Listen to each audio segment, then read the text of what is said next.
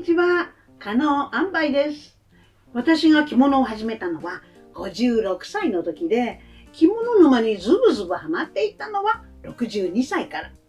着物を始めて17年、沼にはまって11年。今73歳なんだけど、年間100回着物を着て YouTube で着物チャンネルを始めるまでになっちゃったの。実は56歳までは全くと言っていいほど着物に興味がなかったのよ。それどころか若い頃は母が成人式用にあつらえてくれた振り袖も着なかったくらい。着る手間もかかって窮屈で動きにくそうなものをわざわざ高いお金をかけて着るなんて全く理解できないっていうタイプだったの。そんな私がなぜ着物沼にはまっていくことになったのか。きっかけは転換とうつ病。唐突に何の話って思った？でも本当にそうなの。まさに風が吹けば桶屋が儲かるっていう感じ。私だって38歳で転換を発症した時には、転換が着物沼につながるなんて思ってもみなかったわよ。ちなみに転換のことを知らない人のために簡単に説明すると、転換は乳幼児から高齢者まで全ての年代で発症する100人に1人のありふれた病気。大脳の神経細胞が過剰に興奮することで発作が引き起こされるが、原因も症状も治りやすさも千差万別。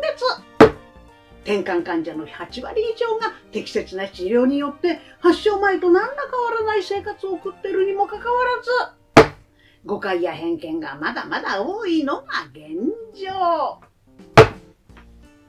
私が初めての痙攣発作を起こしてから転換と診断されるまでの話は転換小話チャンネルでしているから見てね。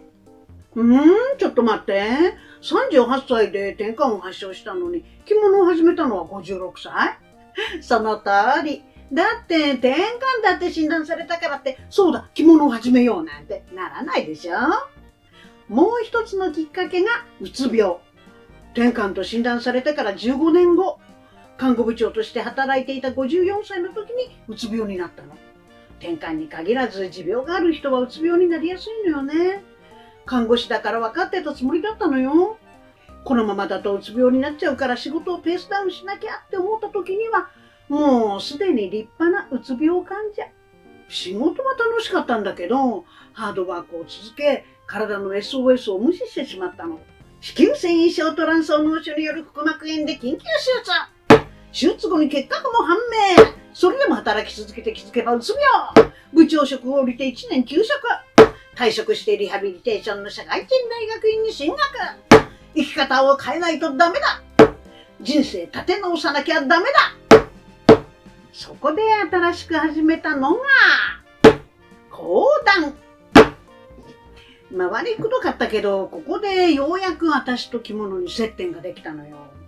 人生立て直そうって話から講談始めるって唐突じゃないかって転換と向き合ってなかった自分に気づいたから、転換協会の世話人になる決意をして、転換の啓発をするのに話芸が役立つと思って講談を始めたの。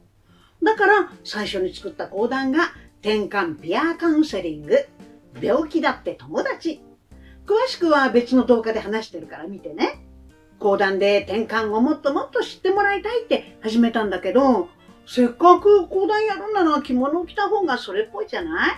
洋服の上に発表を着て講座に上がる人もいたんだけど、やっぱり着物だとかっこいいなって思っちゃったの。で、ふと思い出したのよ。母が着物を持っていたこと。だから講談を始めて数年は母の持っていた顧問を借りてきていたの。その頃は講談を披露する時にしか着ないから、多くて月に1回っていう感じ。大学院の卒業式用に訪問着をあつらえたけど、その後もリサイクル着物を数枚買った程度。でも数年すると、そろそろ新しい着物欲しいな。せっかくなら自分の着物あつらえたいなって思い始めたの。そんな時に出会っちゃったのよ、敏腕販売員に。自宅の近くの商業施設に入っている呉服専門店。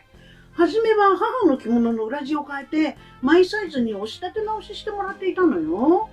そのうちこういう着物にこういう帯がお客様にはお似合いですわって素敵なコーディネート提案してくるの。これがまた私の趣味に合うのよ。母の着物も個性的で好きだったんだけど、それとは全然違うタイプの着物に心奪われちゃったの。で、あつらえ始めると、もうダメね。着物の沼にズブズブ。月に1回、その呉服専門店に通うのが楽しくてしょうがない。まるでスターを囲むファン軍団のごとく、まあ素敵お似合いですわ。このお柄が着こなせるのは加納様以外にはおりませんわ。加納様のことをお待ちしていたんですね。この着物、この帯。で、ちやほや褒めちぎる。そうするとね、変わりたいと思っていた私の変身願望満たしてくれるのよ。まるでコスプレ感覚。着物で変身。子供は2人とも大学卒業したし、マンションのローンも終わったし、ブランド物の服やバッグも買わないし、海外旅行どころか国内旅行だってほとんど行かない。